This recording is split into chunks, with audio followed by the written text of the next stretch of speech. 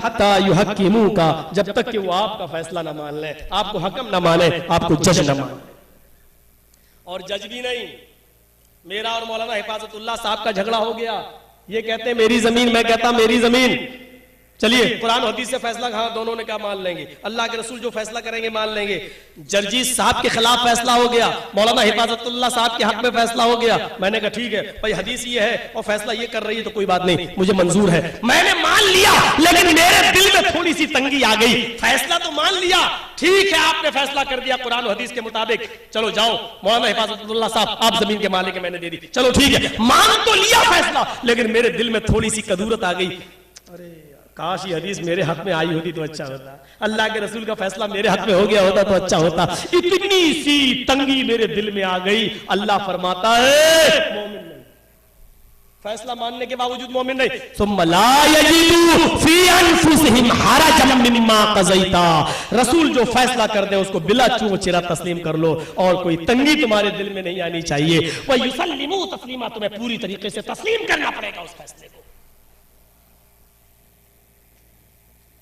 ये था मामला, ये था मकाम। वइज़ अख़ज़ल्लाहु मीसाक़न नबिय्यीन लमा आतैतुकुम मिन किताबिन व हिकमा, ये है मकाम अल्लाह ने बताया मोहम्मद रसूलुल्लाह का। दुनिया में जितने भी नबी आए, आदम आए, नूह आए, मूसा आए, ईसा आए, इब्राहिम आए, ज़करिया, यहया, जितने भी दुनिया में नबी आए, अल्लाह ने सारे नबियों से कहा नबियों तुम दुनिया में जा रहे हो, जाओ मेरी दावत लेकर जाओ, मेरा पैगाम लेकर जाओ, लेकिन अगर तुम्हारी जिंदगी में मोहम्मद रसूलुल्लाह आ जाए तो तुम क्या करोगे? तुम्हारी जिंदगी में मेरे आखिरी पैगंबर आ जाए तो क्या करोगे? फिर अल्लाह ने आदम से, नूह से, मूसा से, ईसा से, इब्राहिम से, सबसे कहा तुम अपनी अपनी दावत दो, लेकिन तुम्हारी जिंदगी में अगर मोहम्मद रसूलुल्लाह आ जाए तो ला तुमिनुन नबी वला तंसुरुन्नहु, तुम उस नबी के ऊपर ईमान ले आना, मोहम्मद रसूलुल्लाह पर ईमान ले आना।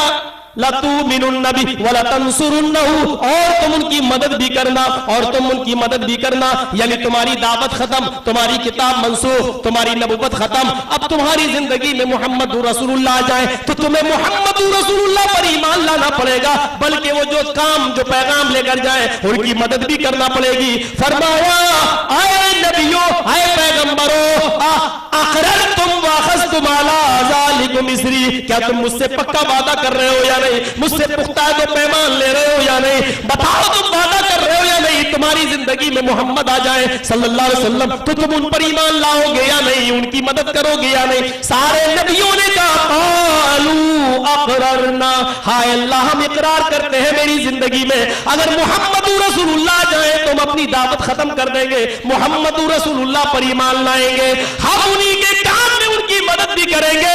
अल्लाह ने फरमाया फशहदू व अना मअकुम मिनश शाहिदीन, तुम भी गवाह रहो, मैं भी गवाह बनता हूं, तुम भी गवाही दोगे और मैं भी गवाही दूंगा, तुम गवाह रहना और मैं भी। मूसा, ईसा, इब्राहिम की जिंदगी में अगर मोहम्मद आ जाए सल्लल्लाहु अलैहि वसल्लम तो मूसा की और ईसा की नहीं चल सकती, इब्राहिम की नहीं चल सकती है। तो मेरे भाइयों, मोहम्मद रसूलुल्लाह की जिंदगी में आने के बाद, इस दुनिया में तशरीफ लाने के बाद नबी का दर्जा और नबी की कुर्सी किसी और को कैसे दी जा सकती है? हम कलमा तो पढ़ते हैं, आजान तो देते हैं अशहदु अन्ना मुहम्मदर रसूलुल्लाह, और नमाज पढ़ते हैं अपने मौलवी के तरीके के मुताबिक, अपने बुजुर्गों के मुताबिक, अपने इमामों की तरीके के मुताबिक, और ये कहते हैं कि मेरे इमाम ने भी तो वैसे ही बताया जैसे मोहम्मद रसूलुल्लाह ने। हमें गौर करना चाहिए, जब नबी अकरम की जिंदगी में मूसा और ईसा की जिंदगी में नबी आ जाए तो मूसा, ईसा, इब्राहिम की नबुवत खत्म, उनकी नहीं चल सकती है। तो नबी के आ जाने के बाद नबी की उम्मतियों की बात नबी से ज्यादा कैसे चल सकती है? नबी की फरमान से आगे उनका फरमान कैसे बढ़ सकता है? और नबी से ऊंचा उनका मकाम कैसे पहुंच सकता है? ये मकाम दिया अल्लाह ताला ने जनाब मोहम्मद रसूलुल्लाह को कि हमारे नबी का मकाम यह है। बैतुल मुकद्दस की तरफ तशरीफ ले गए, बुर्राक पर बैठ कर गए, सारे नबियों को नमाज पढ़ाई, सारे नबी जिब्राइल मुझे कहां लाओ? बैतुल मुकद्दस, ये क्या करा रहे हो? वुजू, अब क्या करना है? नमाज पढ़ाना है। ये लोग कौन है? ये सारे पैगंबर है, दुनिया में जितने नबी आए सबको अल्लाह ने दुनिया में यहां जमा कर दिया। ये किसका इंतजार कर रहे हैं? आपका इंतजार कर रहे हैं। जिब्राइल ने कहा मुझे क्या करना है? तुम्हें नमाज पढ़ाना है। इनको क्या करना है? आपके पीछे इन सारे नबियों को नमाज पढ़ना है। अल्लाह के नबी नमाज पढ़ाते हैं, सारे नबी नमाज नबी के पीछे पढ़ते हैं। लोगों, तुम तो इमामों का झगड़ा खड़ा किए दिया जो सारे नबियों का इमाम है, तुम भी उसको अपना इमाम मान लो, सारा झगड़ा ही खत्म। हम इमामों के झगड़े खड़े किए हुए हैं, अल्लाह तो कहता है कि हमने तुम्हें वो इमाम दिया जो सारे नबियों का इमाम है, वही इमामुल अंबिया है, वही इमाम आजम है, और सबसे बड़ी बात उसी की मानी जाएगी। यह है मकाम रिसालत। हमने रिसालत के मकाम को नहीं पहचाना है। बहुत अजीब अल्फाज है कि हम तो नबी से हटकर कोई बात कर ही नहीं रहे, इसके बावजूद हम गुस्ताख हैं, हम नबी को नहीं मानने वाले हैं, और आप नबी की बात मानते ही नहीं है, और आप सबसे बड़े मोहब्बत रसूल के दावेदार हैं। उल्टा चोर कोतवाल को डांटे। मकराना में एक आदमी मुझे मिला, कहता है कि मौलवी साहब, ये चार इमाम चारों के मानने वाले तो हमेशा से चले आ रहे हैं, हनफी, शाफी, मालिकी, हम्बली, ये अहले हदीस, ये नया फिरका कहां से आया? मैंने कहा लो, अब बेटा अपने बाप से पूछने लगा कि अब्बू आप कब पैदा हुए? ये जुल्म अलग जुल्म है कि आप ये कहें कि चारों इमामों के मानने वाले चारों इमामों के हमेशा से चले आए, ये आपकी गलत फहमी है। अहले हदीस अल्लाह के रसूल के जमाने से चले आ रहे हैं, इसलिए कि कुरान को भी अल्लाह ने हदीस कहा है, फबिअय्यि हदीसिन बअदहु युमिनून। इस हदीस के बाद कौन सी किताब लाई जाए जिस पर तुम ईमान लाओगे? और अल्लाह के रसूल अपने हर खुतबे में कहते थे फइन्ना खैरुल हदीस किताबुल्लाह, सबसे बेहतरीन हदीस अल्लाह की किताब है कुरान। अल्लाह के रसूल ने कुरान को हदीस कहा, और हदीस की हदीस, तो कुरान और हदीस वाले तो अल्लाह के रसूल के जमाने से चले आ रहे हैं। हनफी तभी तो आए जब अबू हनीफा आए, शाफी तभी तो आए जब इमाम शाफी आए, मालिकी तभी तो आए जब इमाम मालिक आए, हम्बली तभी तो आए जब इमाम अहमद इब्न हम्बल। इनसे पहले तो इन लोगों का पता ही नहीं था, तो तुम तो खुद बाद में पैदा हुए हो, और आज बेटा अपने बाप से ये पूछे कि अब्बू आप कब पैदा हुए हो, ये जुल्म नहीं तो और क्या है? मेरे प्यारे साथियों, इस तरीके के सवाल सिवाय घटिया सवालों के और इंसल्ट करने के और कुछ नहीं है। हम तो नबी से हटकर कोई बात कहते ही नहीं। हम कहते हैं तो रोजा भी रखो तो नबी के तरीके पर, नमाज पढ़ो तो नबी की नमाज, हज करो तो नबी का हज, अपने सारे अमाल पर नबी की मोहर।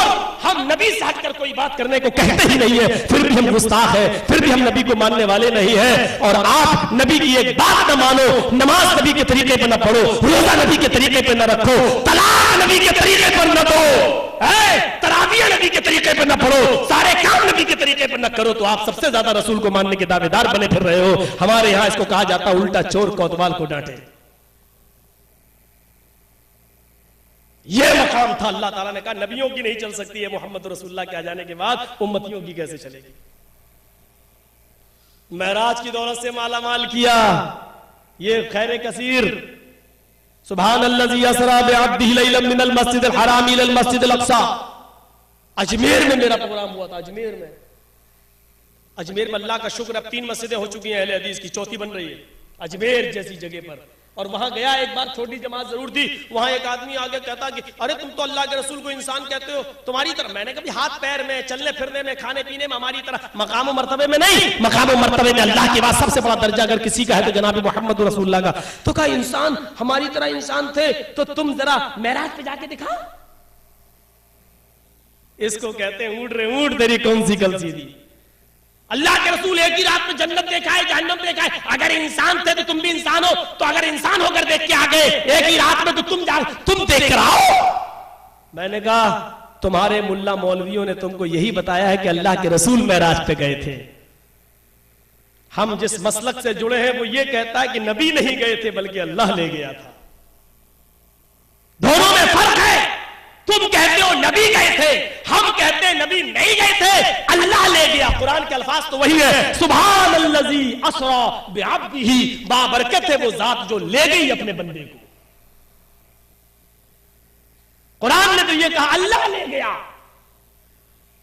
एक दिन में कैसे ले गया, एक ही रात में कैसे ले गया? बिस्तर गर्म रहा वापस भी आ गए, कुंडी हिलती रही वापस भी। ये लोग कहते हैं, हमने तो नहीं पढ़ा किसी हदीस में। एक ही रात में चले आए, लेकिन लैलन का जिक्र है, सुभानल्लज़ी असरा बिअब्दिही लैलन मिनल, एक ही रात में। ठीक है, तो इतनी जल्दी कैसे आ गए? तो मेरे भाइयों, जब अल्लाह ले गया तो अब क्या शक है? अल्लाह के बारे में तो हमारा अकीदा यह है कि इन्नल्लाह अला कुल्ली शैइन कदीर, वो हर चीज पर कादिर है। वो कैसे ले गया मैं क्या जानूं? कहते हैं कि एक आदमी बेचारा मारुति गाड़ी चला रहा था और पहाड़ के नीचे उसकी गाड़ी गिर गई।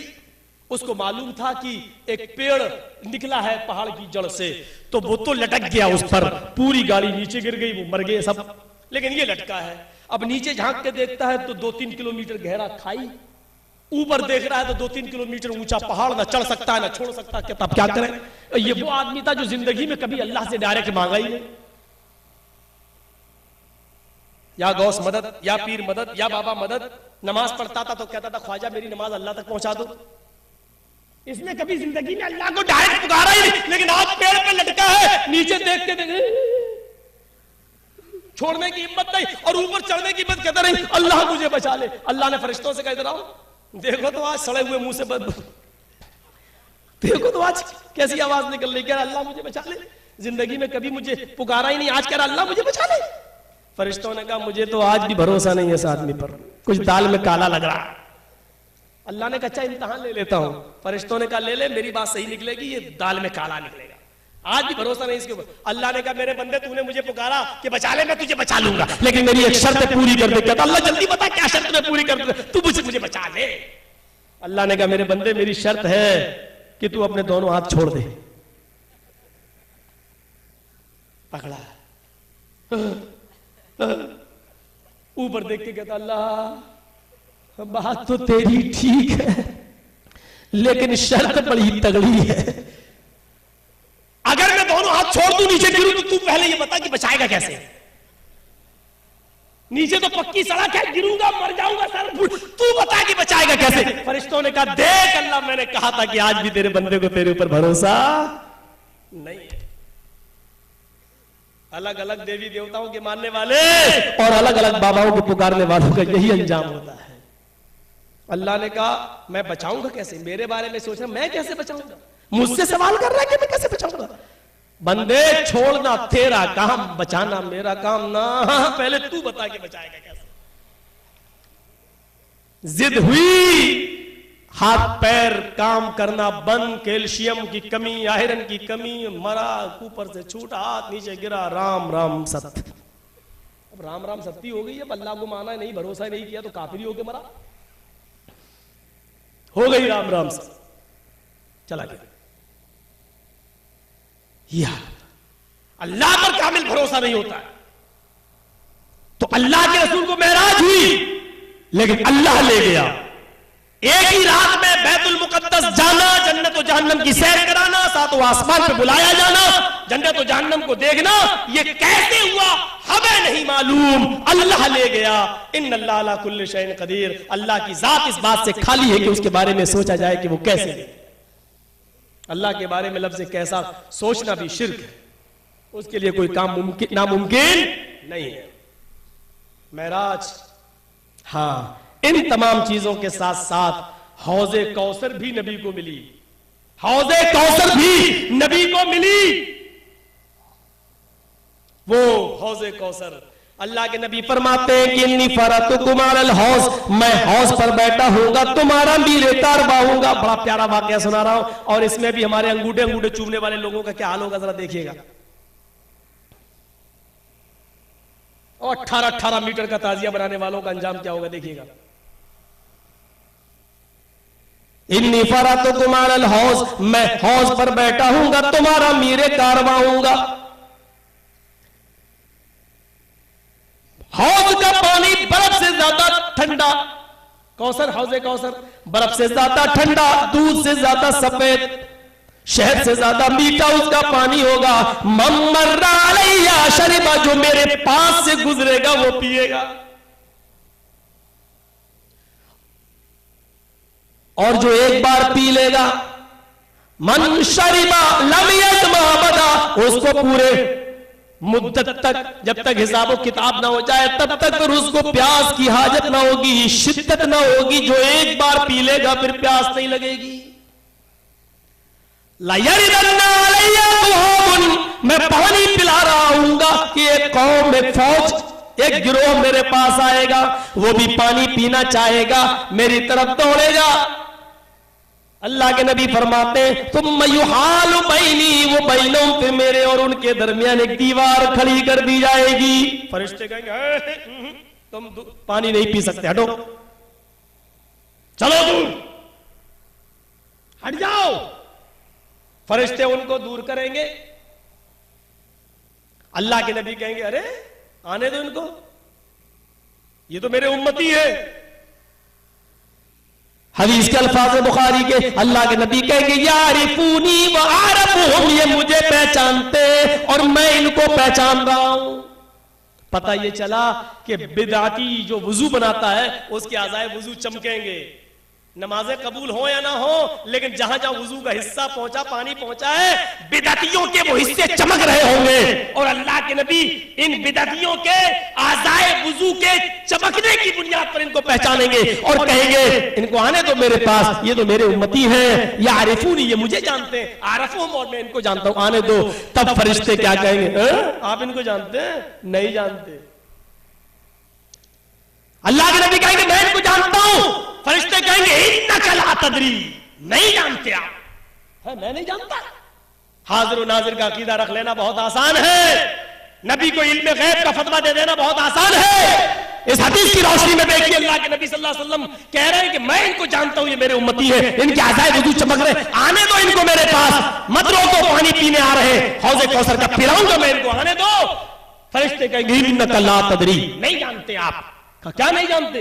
इनके आज़ाए वुजू चमक रहे। फरमाएंगे फरिश्ते मा अहदसु बादक, ये नहीं जानते आप कि इन्होंने आपके इंतकाल के बाद दीन में कितनी कितनी बिदअतें इजाद कर ली थी, इन्होंने दीन में नई नई चीजें इजाद कर रखी थी, इन्होंने वो काम किए थे जो आप नहीं बता कर गए थे, आपके दीन को इन्होंने बदल दिया था।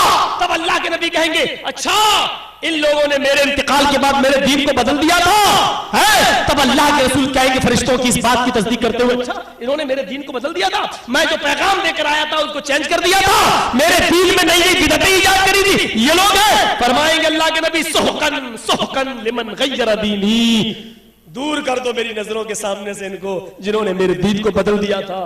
हौज़े कौसर नबी को ये खैर कसीर है, लेकिन बिदअतियों को उधर भी पानी पीना नसीब नहीं होगा और बिदअतियों को वहां से धुतकार दिया जाएगा। मेरे भाइयों, अपने मुआशरे को बिदअतों से पाक करो, मुआशरे को बिदअतों से पाक करो। और खास तौर पर एक चीज और, वमा अरसलनाका इल्ला रहमतल लिल आलमीन, सारी दुनिया के लिए अल्लाह ने रहमत बनाकर भेजा मोहम्मद रसूलुल्लाह को। मीडिया वाले अगर मौजूद हो तो ये मंजर मैं उनके सामने खोलना चाहता हूं और लिखे, अगर उनके अंदर वाकई इस्लाम की थोड़ी बहुत मोहब्बत है तो इस मंजर को लिखे, रहमत बनकर आई। ये भी सबसे बड़ी खैर कसीर है नबी अकरम की, पूरी दुनिया पूरी कायनात के लिए रहमत बनाकर भेजा। अश्वमाशुक मारू हदेव दत्त जगतपति आसना साधु मनम शदेश्वर्या गुणन्विता, घोड़ा मिलेगा शुग मारूहा, उस घोड़े पर बैठकर वो चलेगा जो बिजली से भी ज्यादा तेज रफ्तार से उड़ेगा, घोड़े पर और बिजली से भी ज्यादा तेज रफ्तार। अरबी में उसके लिए लफ्ज आता बुर्राक, बर्क मानी बिजली, बुर्राक जो बिजली से भी ज्यादा तेज रफ्तार से चले। वो घोड़ा कौन देगा? अल्लाह के नबी का नहीं होगा, देव दत्त, देव मानी अल्लाह, दत्त मानी देगा, अल्लाह देगा। वो घोड़ा अल्लाह की तरफ से मिलेगा। किसको मिलेगा? जगतपति, पूरी दुनिया के मुहाफिज को। जगत मानी दुनिया, राष्ट्र, देश नहीं, मुल्क, मुल्क नहीं, वर्ल्ड, आलम, जगत मानी पूरी दुनिया, दुनिया। और पति मानी मुहाफिज, पति मानी दूल्हा नहीं, कई बार बता चुका हूं, पति मानी जो दूल्हा करता है वो बेवकूफ है। पति के माना जो दूल्हा करता है वो बरेली के पागल खाने में भर्ती करो उस आदमी को। अगर पति के माना दूल्हा है तो बताओ राष्ट्रपति, तर्जुमा करो क्या होगा? राष्ट्र मानी देश, पति मानी दूल्हा, पूरे देश का दूल्हा। एपीजे अब्दुल कलाम किसके दूल्हा थे? एक औरत के दूल्हा नहीं, राष्ट्रपति। सेनापति, पूरे फौज का दूल्हा। हम लोग बोलते हैं करोड़पति, लखपति, क्या मतलब? 1 करोड़ औरतों का दूल्हा। दिन में ऐसी सैंडल मारेंगी ऊंची एड़ी की तारे नजर आएंगे दिन में, अगर हर औरत को अपना दूल्हा कह दो कि मैं दूल्हा हूं।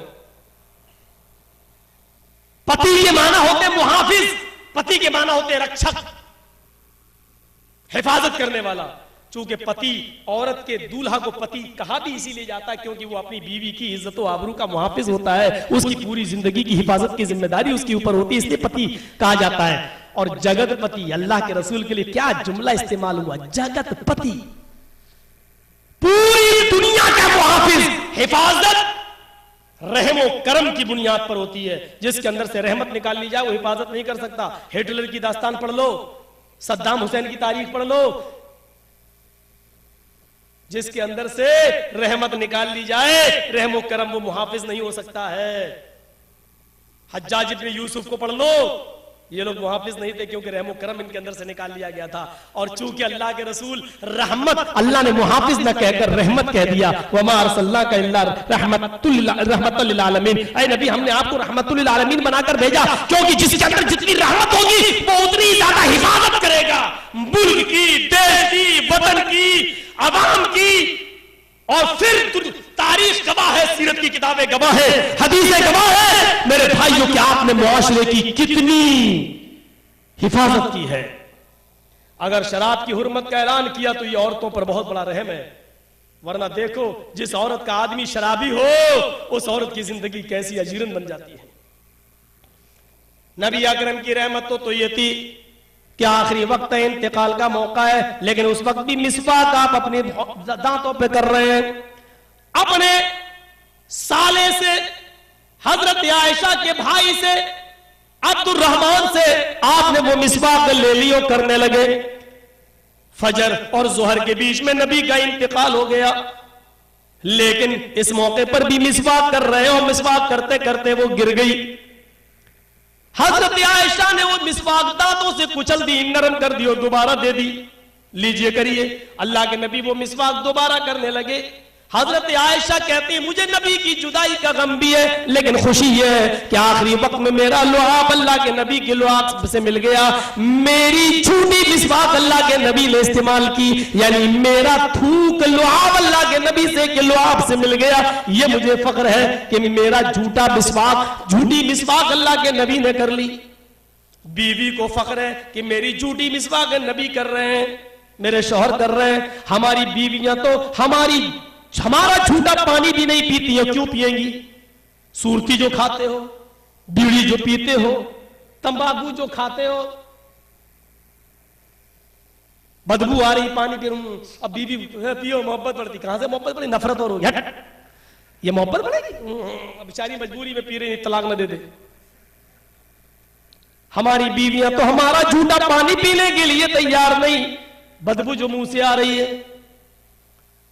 मेरे प्यारे साथियों, अल्लाह के नबी ने वो मिसवाक आखिरी मौके पर भी की, लेकिन इतनी अहमियत वाली मिसवाक, लेकिन जब जा रहे तो जाते हुए भी उसको फर्ज नहीं कर रहे कि देखो ये मेरी उम्मत बड़ी मुश्किल में पड़ जाएगी, शहरों के लोग बड़ी मुश्किल में पड़ जाएंगे अगर मैंने इसको फर्ज कर दिया। सिर्फ इतना ही कहा, लौला नशुक्का अला उम्मती लामरतुम बिस्सिवाक, अगर मुश्किल ना होता मेरी उम्मत पर तो मैं फर्ज कर देता, मैं जरूरी करार देता, हर नमाज से पहले या वुजू से पहले मिसवाक करें। ये नबी की रहमत नहीं तो और क्या है? जिसके अंदर जितनी रहमत होगी वो उतनी ज्यादा हिफाजत करेगा। मेरे भाइयों, मीडिया वालों, जरा गौर से सुनो, एक दो वाकयात मैं तुम्हारे सामने रख रहा हूं। पूरी तकरीर तुम बयान ना लिखना, सिर्फ यही एक जुमले लिख देना। अल्लाह के नबी सल्लल्लाहु अलैहि वसल्लम जब जानवरों के ऊपर इतना मेहरबान थे तो लोगों के साथ क्या मामला होगा?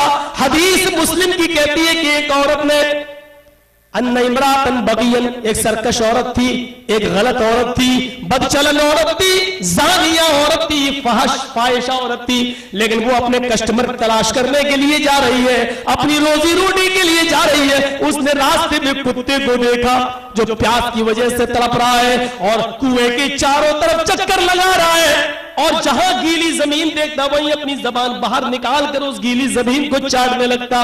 उस औरत को उस कुत्ते के ऊपर रहम आ गया और उसने अपने मोजे या जूते उसने कुएं में डाले और पानी निकाल कर उसने उस कुत्ते को पिलाया, और उसने उस वक्त तक पानी पिला दिया जब तक कि उस कुत्ते की प्यास नहीं बुझ गई। अल्लाह ताला को इस औरत की, इस फाहिशा और बदचलन औरत की ये नेकी भी इतनी पसंद आई कि अल्लाह ने इसके गुनाह को माफ कर दिया और इस औरत को बख्श दिया। ये औरत बख्श दी गई। मीडिया वालों, तुम कुत्तों की बड़ी हमदर्दी अपनाते हो और तुम्हारे इधर भी कुत्तों की बड़ी इज्जत होती है, लेकिन स्पेशल कुत्तों की होती है। जो कुत्ते 25,000 30,000 के बिकते हैं, उन कुत्तों को तुम चुमकारते हो, लाइफ बॉय से नहलाते हो, उनको अपनी एयर कंडीशन गाड़ियों में बिठाते हो। ये सड़क वाले कुत्ते जो किसी ट्रक का शिकार हो जाए, तड़प रहे हो, हमने किसी पुलिस वाले को नहीं देखा कि वो तड़पते हुए कुत्ते को उठाकर हॉस्पिटल में ले जाए और उसका इलाज कराए। ये दस्तूर भी बनाया तो जनाब मोहम्मद रसूलुल्लाह ने, एक औरत ने ऐसी सड़क के किसी कुत्ते को पानी पिला दिया और उसको प्यास से तड़प रहा था, उसको पानी पिलाया और वो चला गया। तो जानते हो अल्लाह के नबी फरमाते हैं कि अल्लाह ताला को ये नेकी उसकी इतनी पसंद आई कि उसकी गुनाह माफ करके उस औरत को जन्नत के अंदर दाखिल कर दिया। और एक औरत को बिल्ली ने एक बिल्ली को एक औरत ने बांध रखा था। बिल्ली को इतना बांधा कि लाहिया दामता व सकता, न उसको खिलाती थी न पिलाती थी कि बेचारी जिंदा रहे, वलाहिया तरकथा, और ना उसको छोड़ती थी कि वो जंगलों में चली जाए और कीड़े मकोड़े खाकर अपनी जान बचा ले। मां तक मर गई। अल्लाह के नबी फरमाते हैं ये नेक औरत थी, बनी इसराइल की, नमाजी थी, बड़ी पंच, बहुत इबादत गुजार थी, लेकिन इसने बिल्ली पर जुल्म किया। अल्लाह ने इसकी इबादतों को दरकिनार कर दिया, इसकी इबादतों का कोई ख्याल नहीं किया। जो अल्लाह की मखलूक पर रहम नहीं करता, अल्लाह उसके ऊपर भी रहम नहीं करता। अल्लाह ने ऐसी नेक औरत को, बिल्ली को बांध कर मार डालना, भूखा प्यासा रखकर मार डालने वाली औरत को जहन्नम के अंदर दाखिल कर दिया। मीडिया वालों, अब तुम्हें मोहम्मद रसूलुल्लाह कैसे लग रहे हैं? ईमानदारी के साथ बताओ, रसूल की रहमत तुम्हें कैसी नजर आ रही है? रसूलुल्लाह सल्लल्लाहु अलैहि वसल्लम अब तुम्हें कैसे नजर आ रहे हैं? ईमानदारी के साथ बताओ। हजरत अबू सईद खुदरी फरमाते हैं, अबू दाऊद किताबुल जिहाद के चैप्टर पर यह मंजर देखा जा सकता है। हजरत अबू सईद खुदरी कहते हैं कि नबी अकरम को क़ज़ाए हाजत की जरूरत पड़ी, लैट्रीन की जरूरत पड़ी।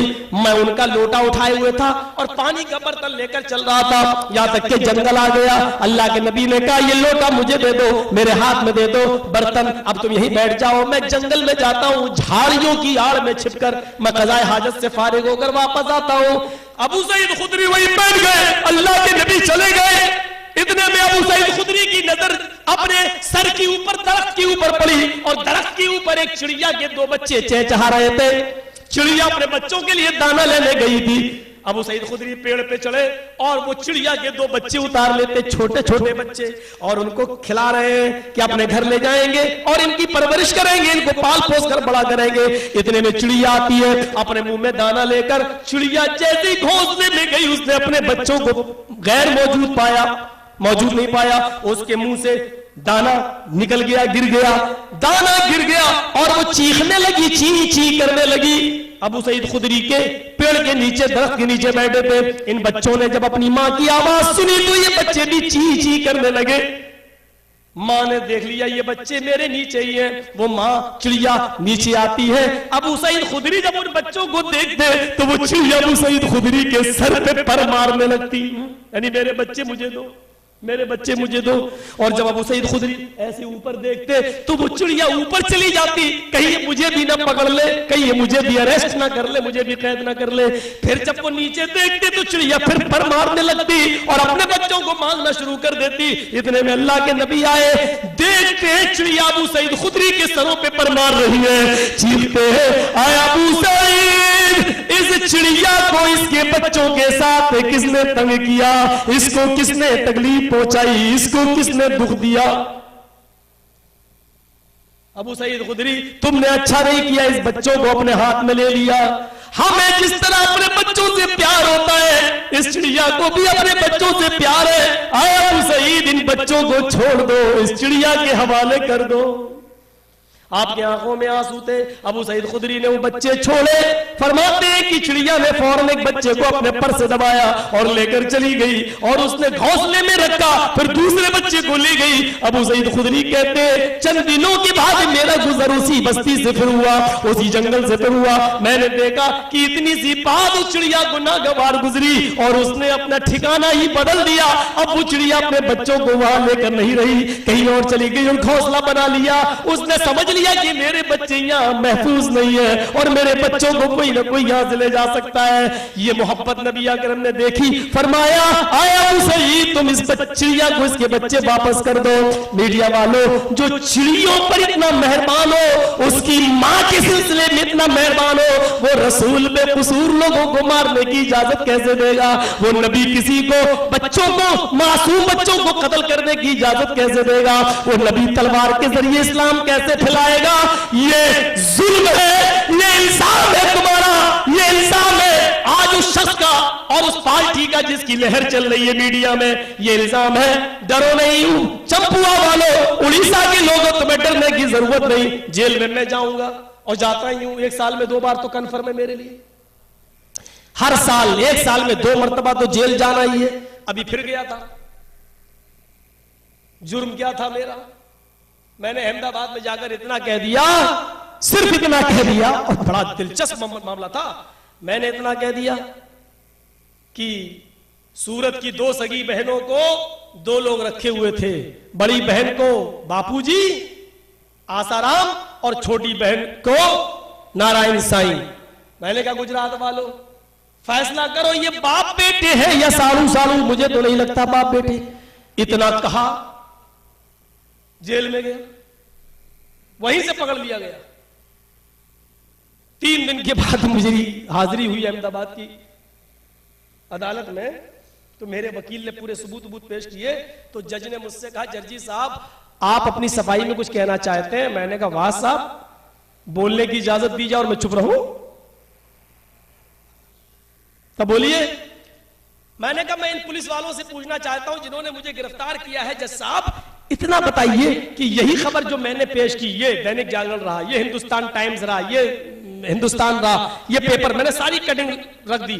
मैंने कहा यही चीज जब हिंदुस्तान पेपर में आई, पुलिस वालों ने उनको तो नहीं पकड़ा, हमें क्यों पकड़ लिया? यही खबर हिंदुस्तान टाइम्स में आई, उनको तो नहीं पकड़ा, हमें क्यों पकड़ लिया? मैंने सारी बातें सबूत के आधार पर कही, मुझे पकड़ लिया।